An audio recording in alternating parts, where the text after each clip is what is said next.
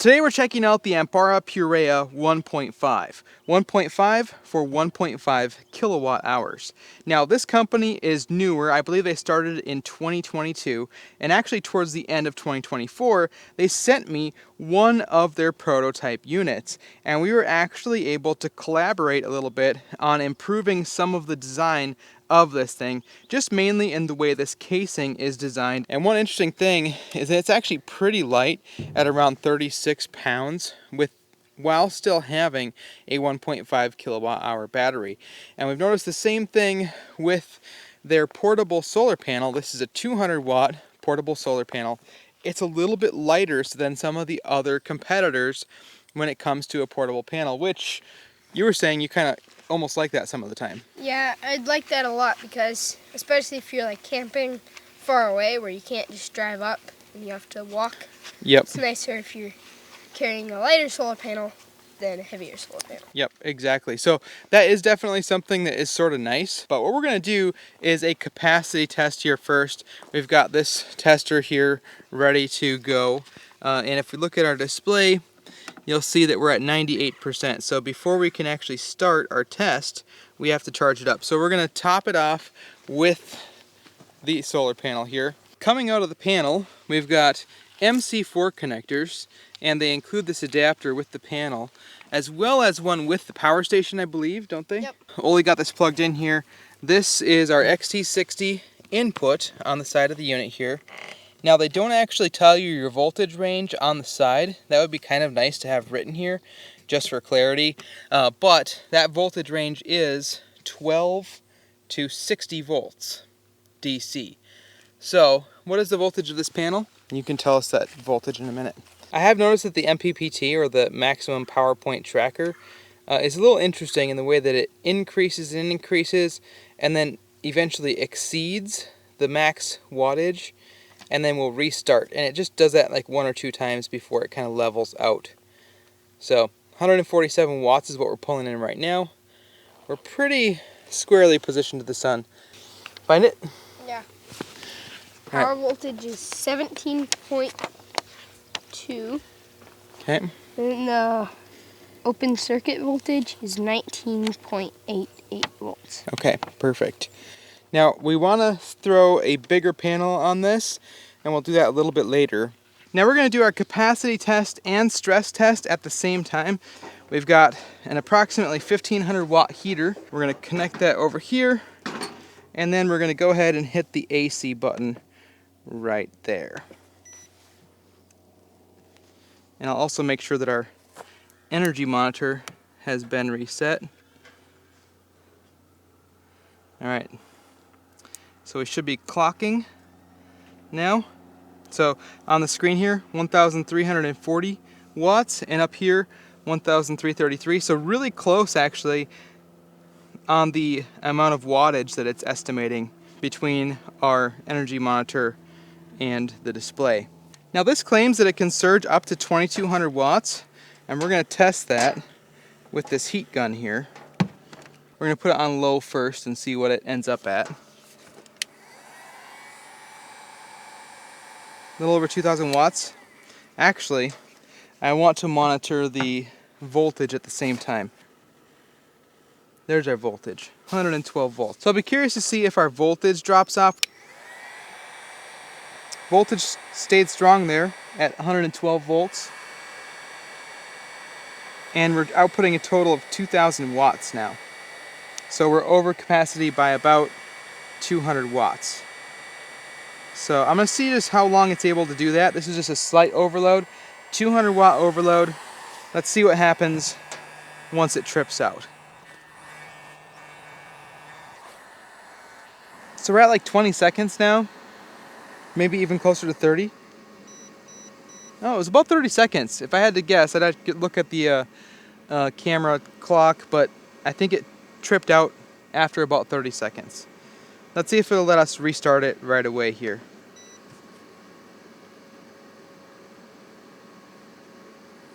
There it goes.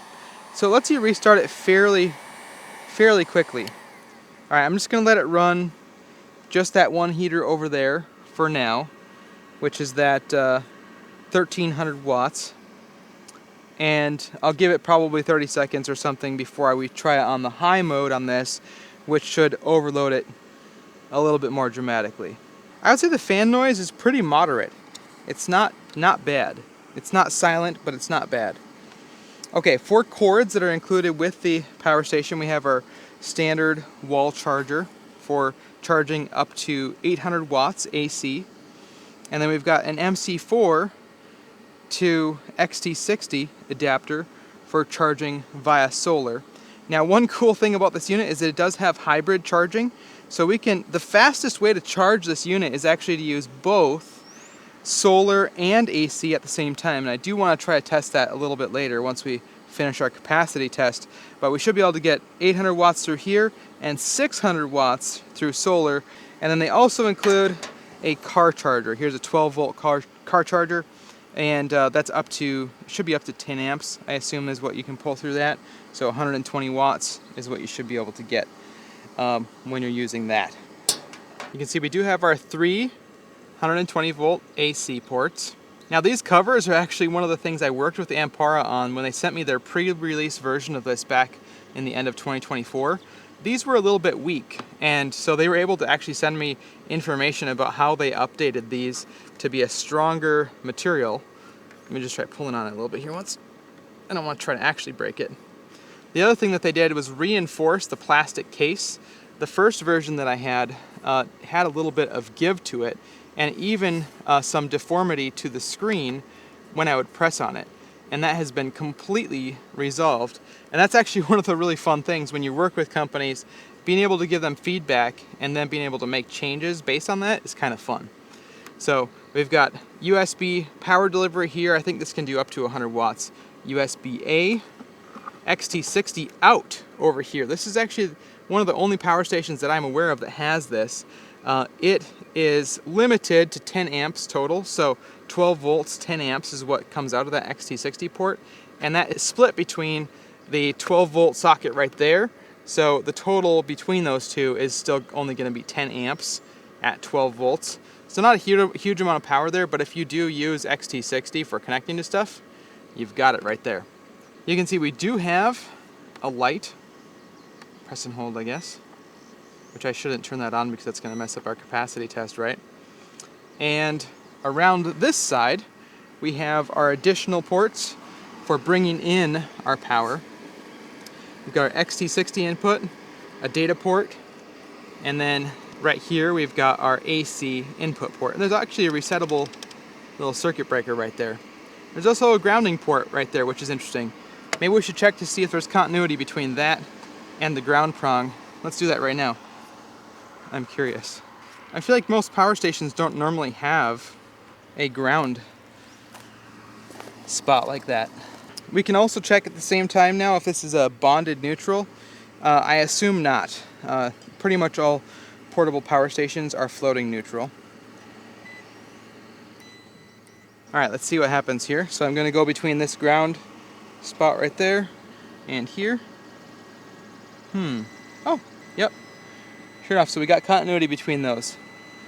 So if you did choose to ground this for some reason, which I'm not really sure why you would, in most cases you really don't need to ground your power stations, but if you need to for whatever reason, there it is. Now we're going to check between the neutral and the ground right here to see if the neutral and ground is bonded together. And it does not appear to be bonded together. So that's good. I would prefer that this is a floating neutral than bonded neutral. So we're ready for our next overload test. We're going to use our heat gun and put it on high, which is going to be about 1,500 watts more in addition to what's being pulled already. So I'm expecting this to trip out pretty fast.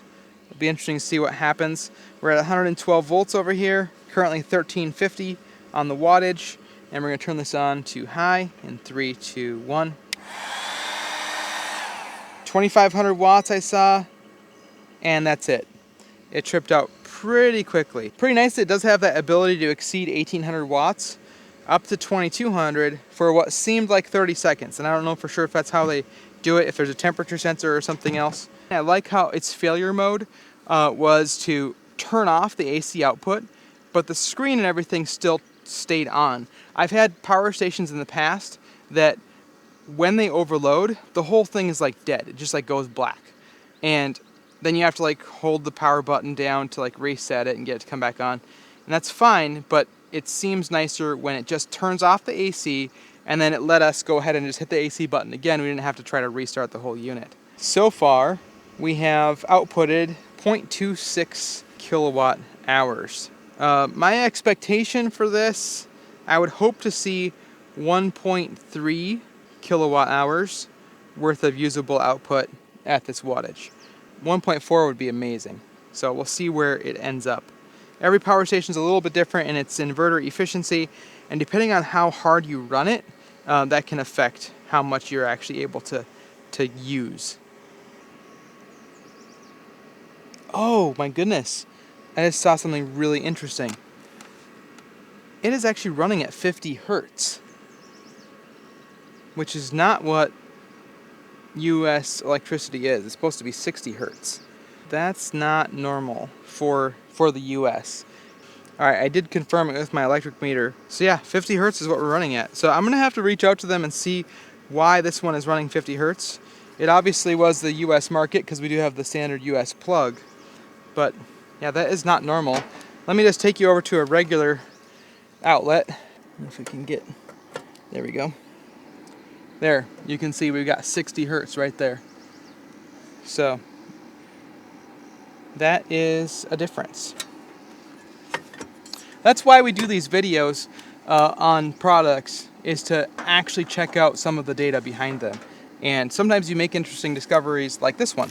For those of you who don't know, hertz is basically the number of times per second that we have the sine wave oscillating in alternating current. And in the United States, that number is 60 hertz.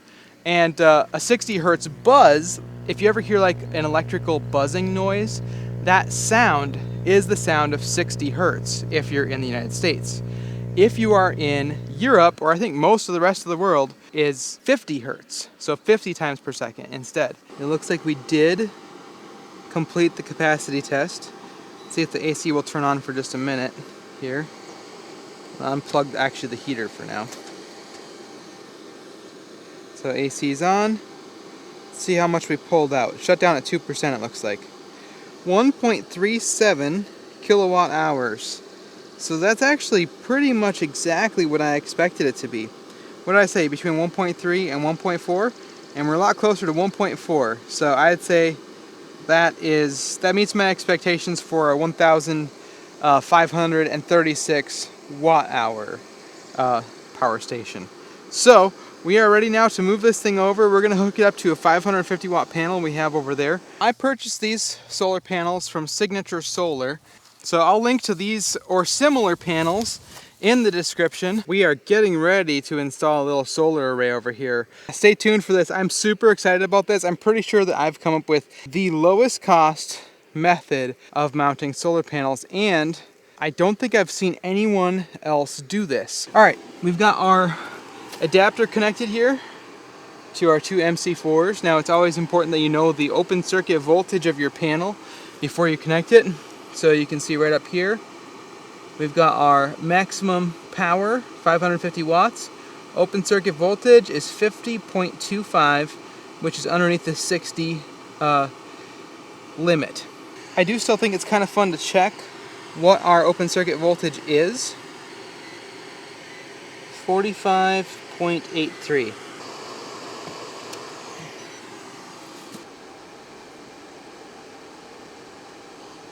It goes up, drops to 0, and then it comes back up again after that. Alright, we're going to connect an AC power source at the same time as our solar panel.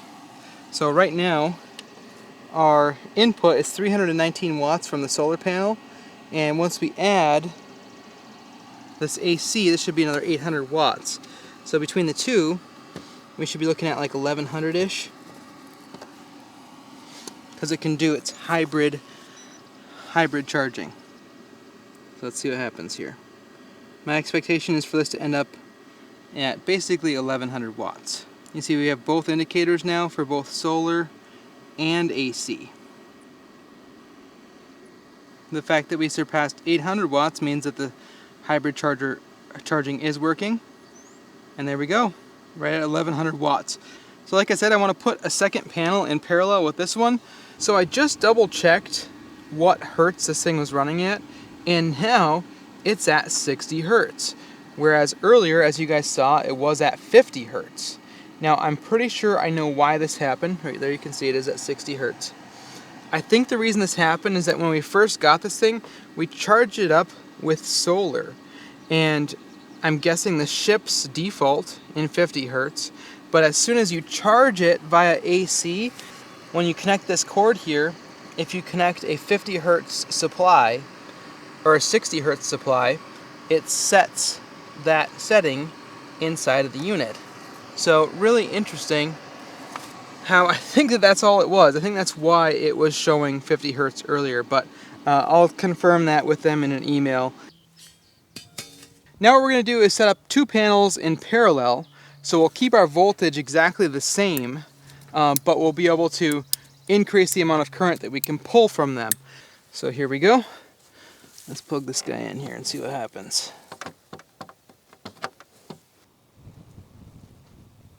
$400. Now in order to figure out how much solar input to expect, you have to know two things.